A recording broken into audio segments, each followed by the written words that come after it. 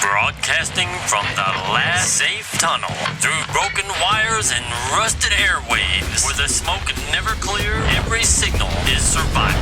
This is TRYHARD Radio. I'm Oklahoma Ward, director, crawler die, also director, editor, etc., etc. For my new project, TRYHARD Company the Series, a 6-part, hour-longish series about the Chronicles of Tank, brought to life via Halloween Countdown, Winnie the Pooh-loving, badass, bodacious, and lobster-eating Nicole Alonzo. Stay tuned, Tank Army fans, to the very end of this signal, and I'll drop a behind-the-scenes story from TRYHARD Company, one of those moments so raw you couldn't script it. Alright, let's do it. You know what time it is. I know what time it is. You know the spot, the chatter, the rumors, the must-watch talk of the week. Welcome to Water Cooler Moments. Let's go. I'm talking Alien Earth. What an episode. That eye. The eye. What is going on? Is that on our side? I hope it's on our side. It could be on our side. Is it? Wait, it was tapping on that glass. Was it going, hey, and what did I tell you last week? I said, well, you know that eye's going on somebody. And it did. It fought that alien. And I was like, what is going on? And it was doing a pretty good job. See, it made me think this. Was it going, did it learn something? Did it go,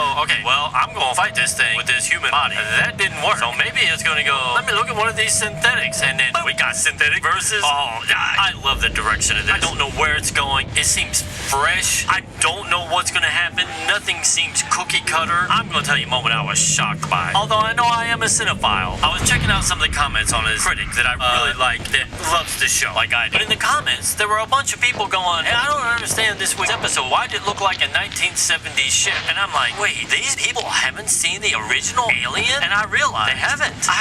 Why? Why would you be watching this show and not, I mean, listen, if you're a horror fan, if you love this series, you gotta go back to the beginning. Alien was Sigourney Weaver? How do you not know who Sigourney Weaver is? What is going on? I don't know. You tell me your thoughts. I love the throwback feel to it. Like on the Cub, it had the little tunnel scene back to Dallas, the way they open and close, talking to Mother in the room. It was fantastic. I see a lot of people going, oh, look at the CGI effects. First of all, you know that alien suit, that was a real animatronic suit. If you go to my blog right now, I show the animatronics of the alien. Man, I wish I had a budget to make something like that. Although mine is pretty badass. Shout out to Matt Crabtree. We're moving on. And buckle up, folks. This right here, this is Movie Fever, where I drop straight from the chest what keeps me fighting for and about film. This is why I love it. One thing I miss showing up Monday at school, everybody talking about the movie they saw this weekend, because everybody went to see. If Jaws was out, everybody went to see Jaws. If everybody went to see Star Wars, and everybody wanted to talk about it. And I missed the movie theaters because of this reason. It was fun to go to a really fun, great movie and be a part of the whole audience laughing, clapping, cheering. I'm telling you, I'll never forget. I was watching Rocky 2. I think Rocky 2. It's the one where the words Rocky go across the screen. That's one of my movie moments right there, folks. This is one of the greatest openings of all time. I'm actually going to steal it and make a play with it on one of my episodes. Down, da, da, down, da, da, down, da, da, down, and the words rock scroll in from left to right. It is so great. But anyway, we were sitting in the movie theater, and everybody was so hyped. This version of the Rocky series, and this woman in the middle of it screamed, "Come on, Rocky!" And we all just burst out clapping. I miss that about the movies. Tell you where I get that feeling now. On the internet, they have reactions to movies, and I love it. Now I know some of you out there are going to say, oh, those are all fake. I don't care. I still love it. Popcorn in bed, I love popcorn in bed. Cinebinge, I love Cinebinge. Hold down the A, I love Hold Down the A. I do believe that these people are seeing them for the first time, because even Cinebinge will say, I've seen this, but she has, vice versa, and I don't feel like the popcorn in bed. Nah, I could be wrong. I don't care. I love watching the reaction. If you go to my blog right now, I've got some of my favorite reactions on there, because I love, like, for instance, I am so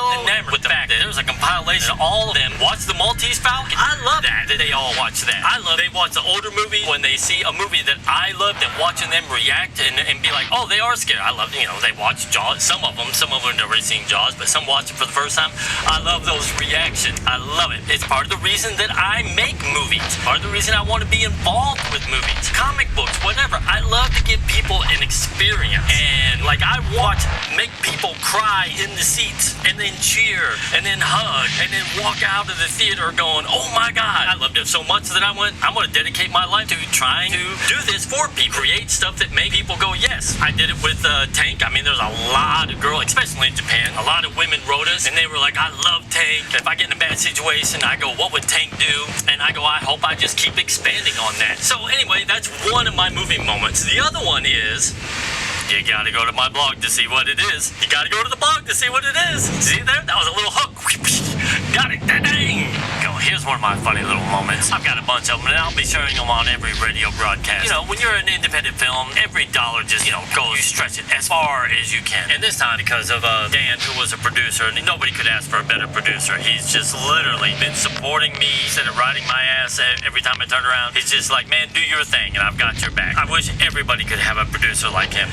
And he gave us some money to do this. But still, when you're looking at a 6-part, 1-hour series, it's just really, really independent. That doesn't belittle. Believe me, there are millions of independent films that would love to have the amount of money that he put into this. And I truly appreciate it every single day. But I could only afford to buy one, I think it was the brand new H5 recorder, because, we're dealing inside the tunnels, and these are real tunnels. And spaces get tight, so I needed something small that I could throw on the end of the tunnel, just turn on, and then I had an old Zoom recorder that I would have on the camera. And I figured between both, we'll get it knocked out. But the new one, that new H5, that was expensive, especially when you're talking independent. And I was so happy I got it and everything. Well, on, I don't know, the 4th or 5th day of filming, one of the tunnels, like I said, the tunnels are intact, but we had a small little hole. I'd say about the size of a pumpkin.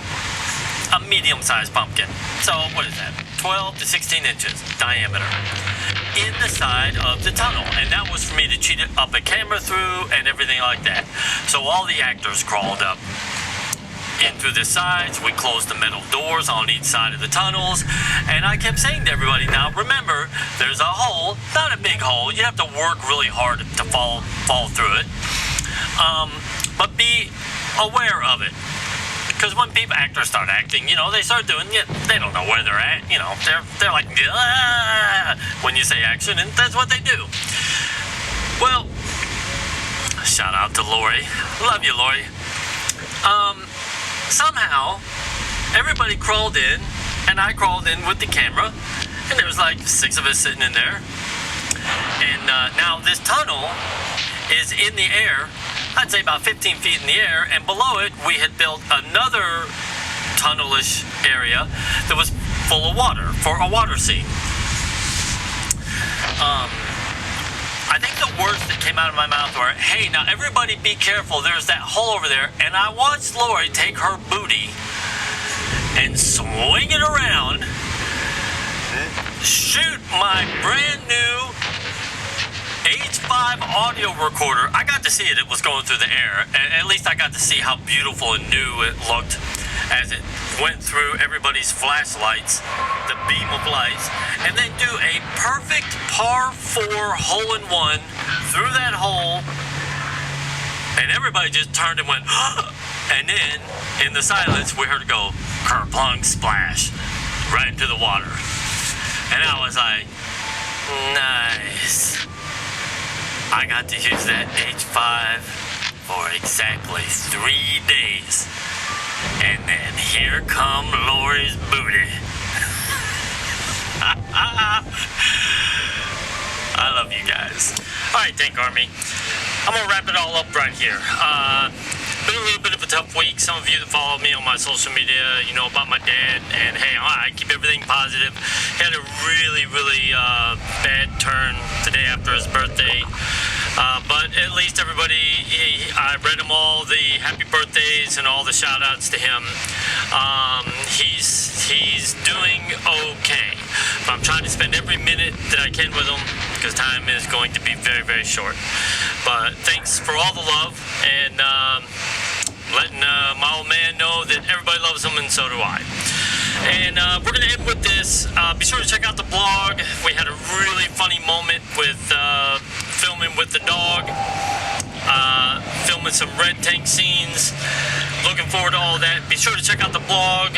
Major update on episode 1. We're very close to having it completely finished on the edit, and then we're on to number 2. And we can't wait. We have our goal. We're going to try to get into the Cannes Film Festival down into the Cellars area, exactly where Crawl or Die went and sold. So that's our goal. Keep it up, Tank Army. You've been listening to TryHard Radio Underground. Next transmission, when the tunnel allows. Be kind to each other. It's really easy to be kind. You never know what somebody's going through. Be kind.